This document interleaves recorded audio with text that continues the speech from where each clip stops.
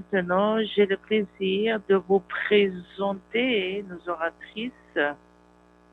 Le webinaire aujourd'hui, je dois noter que c'est offert avec le partenariat Cindy Hartman et aussi sont des mentors familiaux par les pairs du York Support Services qui aident les aidants naturels familiaux de personnes, les particulièrement ayant des troubles de développement par des soutiens individuels, des ressources, des ateliers et des groupes de soutien. Elle va parler de sa propre expérience aussi. Elle a développé le premier curriculum avec les partenariats de York et aussi la collaboration des soins de santé. Bienvenue, Cindy. C'est bon de te voir encore une fois. Merci, Susan, pour la présentation. Merci de m'avoir posé l'opportunité de présenter. Merci. Je suis ravie que vous soyez avec nous aujourd'hui dans ces webinaires qui a à voir avec 10 conseils pour assurer l'autogestion de la santé pendant les fêtes. Avant de commencer, j'aimerais vous parler un peu de moi. Je sais, Suzanne a décrit certaines de mes créditations professionnelles, mais pour moi, le plus important, c'est le conseil des soignants en premier lieu. Je suis une maman fière d'un garçon de 23 ans qui a l'autisme, Tourette et l'OCD. Et quand mon fils était jeune et grandissait, plusieurs personnes du personnel de l'école pensaient qu'il n'allait pas finir son lycée et à cause des défis qu'il avait et qu'il allait à l'école à temps plein et c'était surprenant pour ces gens de l'école, mais pas pour moi comme maman. Pas seulement il s'est diplômé de lycée, mais il est à l'université en dernière année du premier cycle dans les neurosciences cognitives et son souhait c'est d'avoir un doctorat. Et en ce moment, il continue ses recherches en OST. Je suis très fière de lui. Et je vous dis, c'est un cercle qui s'est fermé. Je sais que plusieurs d'entre vous, vous êtes avec nous pour apprendre des conseils. Parce que nous savons, les fêtes sont très stressantes. C'est des temps stressants, surtout pour les aidants soignants. C'est un stress additionnel. Et nous avons peu de temps pour prendre soin de nous-mêmes et on ne comprend pas vraiment l'importance de l'autogestion. Je dis toujours à mes clients, je donne l'analogie du masque d'oxygène dans un avion. Je suis sûre que plusieurs d'entre vous, quand vous êtes allés dans un avion, vous avez entendu l'hôtesse de l'air qui donnait des conseils et elle dit si la pression de la cabine descend, le masque qui va tomber du haut, alors placez votre masque d'oxygène d'abord sur votre bouche et nez avant d'aider quelqu'un d'autre.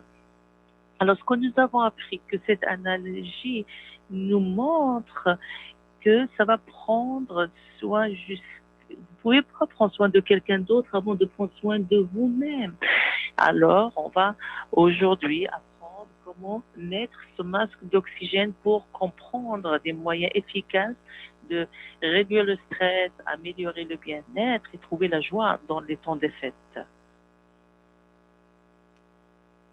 Avant de commencer, je voulais être capable de vous dire que les 10 conseils que vous voyez dans ces diapos, ce sont des choses que moi-même j'ai appris à travers les années.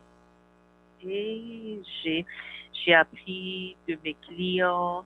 Sur le long terme, c'est ce que j'ai compris quels sont les 10 premiers conseils pour assurer l'autogestion de la santé pendant les fêtes.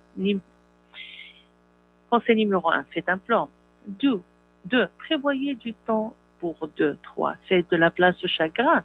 4, comprenez vos émotions négatives. 5, réfléchissez à la reconnaissance. 6, trouvez des raisons de rire. 7, laissez les autres vous aider. 8, continuez de communiquer. 9, prenez du recul. Et 10, pratiquez l'autocompassion. Je sais que je suis dépassée quand je vois cette liste, mais je ne m'attends pas à ce que vous suiviez tous les 10 conseils. Mais si tout ce que vous pouvez, c'est pratiquer un, ça c'est correct. Parce que des fois, un amène l'autre. Alors, avec un peu de chance, vous allez utiliser un des 10 conseils. Alors, commençons. Premier conseil, c'est un plan. Ayez un plan A, ainsi qu'un plan B et C de secours. Utilisez la stratégie KISS. Keep it simple. Gardez le tout simple. Le plan A peut être avoir votre famille immédiate au temps des fêtes, mais à cause de là où vous vivez, il y a des restrictions. Il y a des restrictions sur les membres. Alors, si vous ne pouvez pas avoir les familles, vous ne pouvez pas recevoir la famille pendant les temps des fêtes, alors allez au plan B. Alors, le plan B peut être se réunir avec Zoom. Et la technologie aussi, aller au plan C où les gens ne sont pas familiers avec la technologie et d'avoir un appel téléphonique. Ma famille, chaque année, se réunissent et j'ai une grande famille, pratiquement 50 à 100 personnes de ma famille que nous nous réunissons. Alors, pendant on a une sorte de potluck où tout le monde amène un plat. Et cette année, on ne peut pas le faire. On va faire une variation. Alors, cette famille va créer un plat. Ils vont le partager avec la famille. Nous avons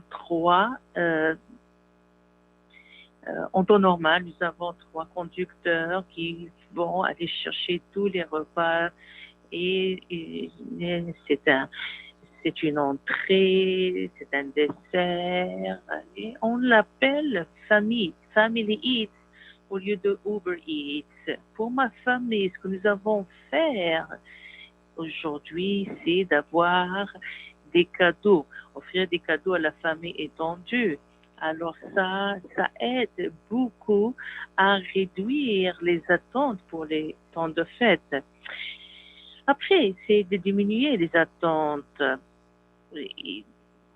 Pas tout le monde va être capable d'avoir le plus des vacances. Ce qui est le plus important, c'est que tout le monde vient avec qu'est-ce qui est le plus important pour la famille, ma famille, ce que nous avons de nouveau s'amuser. Nous avons un thème. L'année dernière, par exemple, mon thème était les années 80. Tous les années, c'est habillé à la manière des années 80, des 80, les années 1980. Et nous restons tous autre chose. Vous pouvez peut-être déterminer des limitations. Par exemple, dire il n'y a pas de cellulaire, de téléphone portable pendant le souper. Nous voulons que tout le monde soit présent et qu'il soit présent quand on fait ces traditions. Et finalement, faites un calendrier. C'est un calendrier avec des échéanciers réalistes. Si vous pouvez y mettre une seule forme d'autogestion, même si c'est 5 minutes pendant la journée, et de vous rappeler de prendre soin de soi. Deuxième conseil, prévoyez du temps pour vous. Comme vous pouvez voir, nous avons des exercices de pleine conscience, de méditation. Alors, c'est quoi l'exercice de pleine conscience? La conscience simple et c'est de se concentrer sur le présent, pas le passé, pas le futur. Nous savons que seule une respiration simple, la respiration 3 à 5 minutes par jour peut réduire votre stress. Je ne sais pas si vous le savez, mais comment on respire, change comment vous vous sentez. Quand vous inspirez profondément, doucement, ça peut causer de la relaxation. Et quand vous inspirez rapidement, de manière courte, ça stresse le corps. Alors, la respiration profonde, lente, va déclencher dans le corps ce qui va calmer. Et l'avantage aussi, ça renforce vos poumons. Et nous savons que c'est très important, spécialement avec la COVID, d'avoir des poumons très forts. Pour ceux d'entre vous qui vous n'avez pas le temps, que vous avez quelque chose de rapide parce que vous êtes stressé, essayez d'avoir 3 à 5 minutes par jour, 4 respirations. Vous inspirez, vous gardez le souffle et vous expirez. Et l'autre chose, l'exercice physique, prendre une marche dans la nature, inspirer l'air frais, peut-être des yogas, même la danse. La danse, c'est un exercice que j'adore, parce que je ne sens pas que je suis en train de faire de l'exercice. J'aime écouter les années 80, parce que ça me rappelle mon adolescence et ça me fait sentir plus jeune pour ceux d'entre vous, parce que nous savons dans plusieurs régions, les salles de gymnastique, de gymnase sont fermées. Alors, j'ai une application de yoga et j'ai une autre application, par exemple, l'application de Johnson Johnson de 7 minutes d'exercice.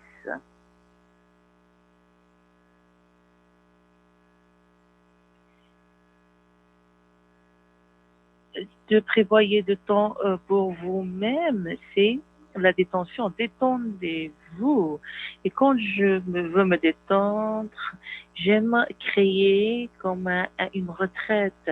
Je prends un bain, je lis un livre ou j'écoute de la musique. Pour moi, je combine tous les trois. J'aime prendre des bains, j'ai mis des huiles aromatiques pour pour qui ont de la misère à relaxer, peut-être faire de la méditation ou une application de stress. Par exemple, l'application calme. Et des fois aussi, des fois j'aime Matthew McConaughey parce qu'il a cette voix qui est très profonde. Il y a aussi d'autres applications, Headspace ou Relax Now. Ce sont toutes des applications. Vous pouvez aussi vous faire vos loisirs, la cuisine, les arts, l'artisanat, les films. Pour moi, chaque année, je fais du gâteau au chocolat et que je donne comme cadeau. Mon fils m'aide, mais je sens qu'il m'en mange plus qu'il ne m'aide. Mais on le fait, je vais dans le dollar store et j'achète des petites boîtes festives et je les mets là-dedans pour les donner comme cadeau aux gens. Peut-être apprenez ou faites quelque chose de nouveau. Mon fils était fasciné par les langues parce qu'il est multiculturel. Alors une année, on avait décidé d'apprendre comment dire joyeuse fête dans 10 langues différentes. Peut-être que vous voulez chercher quelque chose à faire, pleurer. Pour moi, c'est très important parce que pleurer, ça libère de stress et je pense que c'est thérapeutique. Je programme mes sessions pour pleurer les vendredis soirs. Et finalement, souriez. Savez-vous que le sourire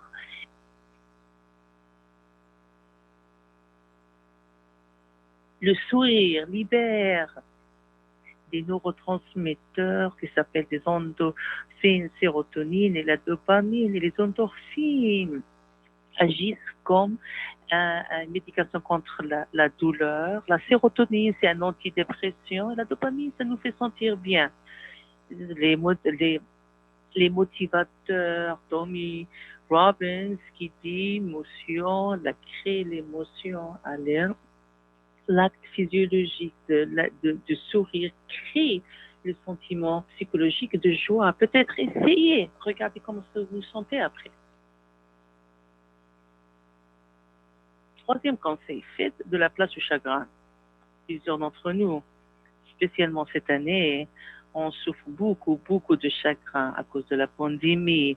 On se rappelle des gens qui sont décédés, des gens qui sont dans le passé, soit la famille, des amis, des temps passés dans ces situations, peut-être un divorce, peut-être des gens qui sont dans notre réseau, mais à cause de la pandémie, on ne peut pas passer du temps avec eux, ces temps de fête. Ça me rappelle de ma belle-mère. Il y a 10 ans, je l'ai perdue. On était très, très proches, spécialement pendant les fêtes. Ma belle-mère, Nancy, adorait les temps des fêtes. Alors, notre tradition depuis qu'elle est décédée, de partager chaque année une mémoire amusante d'elle. Parce que durant les fêtes, elle racontait des rigolades, elle rigolait. Alors, on s'assoit et on essaie de se rappeler tout ça. Alors, il y a le chagrin aussi pour les traditions passées, les traditions présentes. Peut-être que vous connaissez une genre de fête et une idée, peut-être en décembre. Je peux essayer de cibler 5 à 7 jours où j'écris sur une pièce et vous écrivez le nom de l'être cher et une pensée positive. Alors, vous mettez le petit papier dans la jarre et vous allez accumuler des pensées différentes, positives de tous les autres membres de la famille. Alors, alors, quand vous vous retrouvez, chaque personne va prendre un bout de papier et va appeler concernant la pensée positive. Quatrième conseil, comprenez vos émotions négatives. Peut-être que vous vous sentez submergé, triste, vous vous apitoyez pour vous-même, jalousie. Je sais que mon fils et moi sommes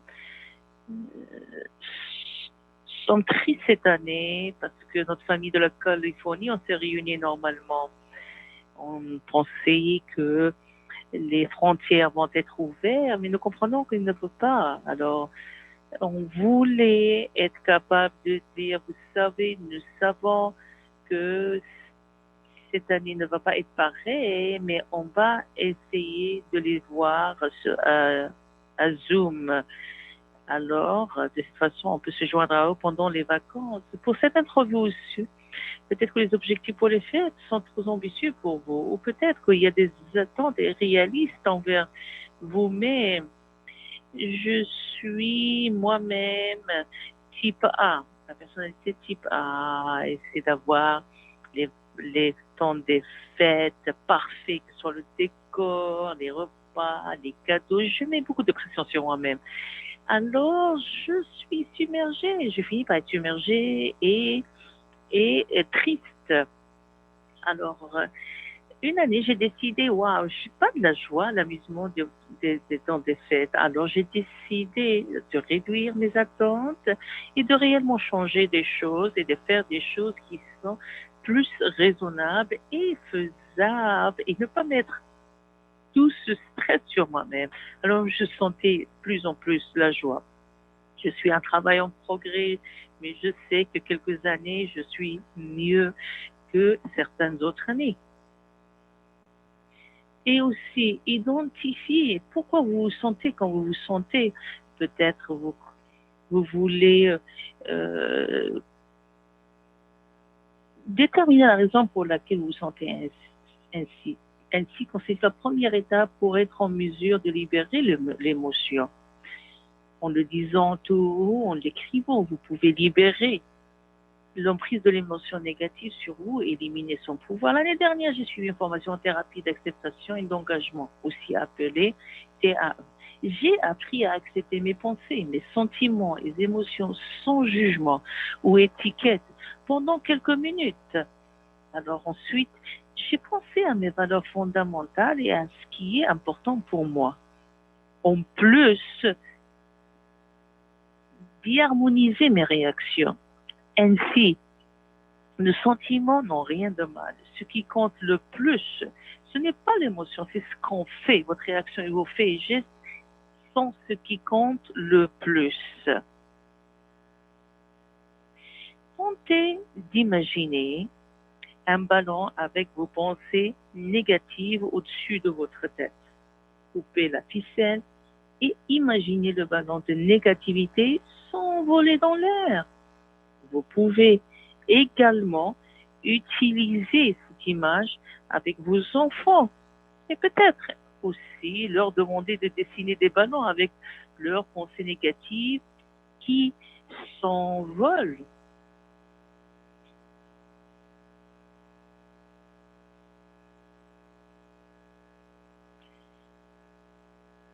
Cinquième conseil, réfléchissez à la reconnaissance. Quels sont les résultats positifs de la pratique de la reconnaissance?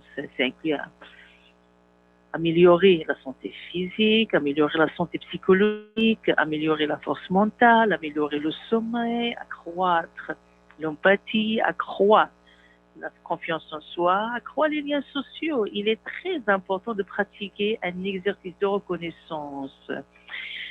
Certaines personnes aiment pratiquer le sentiment de gratitude, de reconnaissance le matin, ou d'autres dans le soir. Trois choses ou personnes pour lesquelles vous êtes reconnaissant, en y réfléchissant, avoir des pensées positives et qu'est-ce que vous pensez, et ça va vous aider à avoir un sommeil plus apaisant. Moi, personnellement, je me lève 10 minutes et je reste allongée 5 à 10 minutes et je sens la douceur de mon lit, la chaleur de mon lit. Je regarde là je me focalise sur l'extérieur, le chant des oiseaux. Et après, je suis vraiment reconnaissant qu'en quelques minutes, je peux avoir mon café. Alors, j'ai aussi une pratique avant d'aller au sommet et dormir. Avec mon fils, quand il était jeune, on s'assoyait pour réfléchir à trois choses. Et maintenant qu'il est plus âgé, on fait ça pendant le souper. Sixième conseil, trouver des raisons de rire. Nous savons que l'humour est le meilleur remède. Je suis sûre, vous savez que l'humeur est un remède, le meilleur remède. Lisez par exemple un livre amusant, Holidays on Ice. Chanter une chanson amusante que grand-mère peut-être chanter.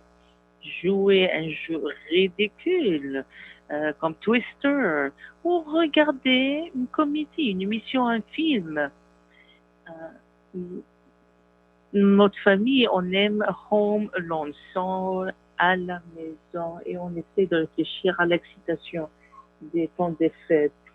Nous souhaitons dans Home Alone quand Macaulay, son personnage, on a laissé derrière parce que les parents étaient tellement occupés à préparer les temps des fêtes et tout ce qui se passe dans le film. J'espère, J'espère que personne d'entre vous, vous avez laissé quelqu'un ou on vous les a laissés tout seul pendant les temps des fêtes, mais ces moments d'amusement peuvent apaiser votre sentiment de stress, de dépassement. Septième conseil, laissez les autres vous aider. Nous, aidons soyons, on réfléchit, on est entêté, je peux faire ça juste moi-même. Écoutez, moi-même, j'ai des problèmes à demander de l'aide, mais écoutez, quand les gens proposent de vous aider, laissez-les vous aider parce qu'ils sont francs, ils veulent le faire. Acceptez les offres d'aide. Ils ne peuvent pas lire votre esprit, ce qui est important pour vous, peut-être c'est différent pour quelqu'un d'autre. Alors, soyez précis concernant vos besoins.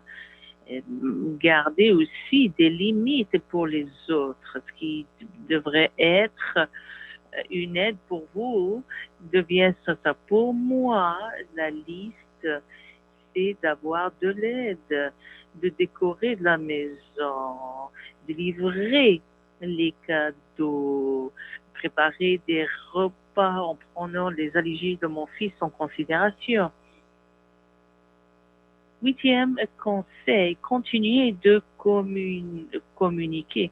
Il est très important de continuer de communiquer pour passer à travers les fêtes. Quand je pense, choisissez une personne proche de vous sur qui vous appuyez et utilisez comme compagnon d'autogestion de la santé.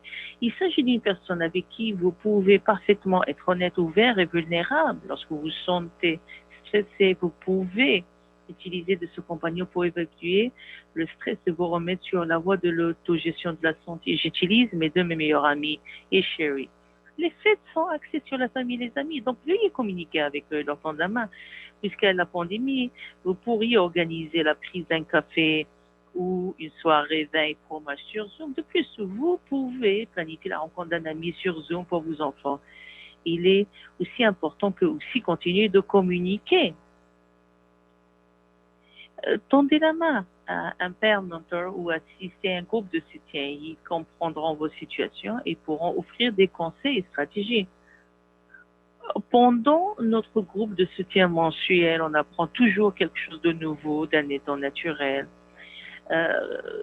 Voir Caregiver Connecting, communication entre aidants naturels. Il y a également des groupes de soutien pour votre enfant atteint d'une incapacité et vos enfants qui sont un frère ou une sœur, siblings group, groupe de frères, sœurs.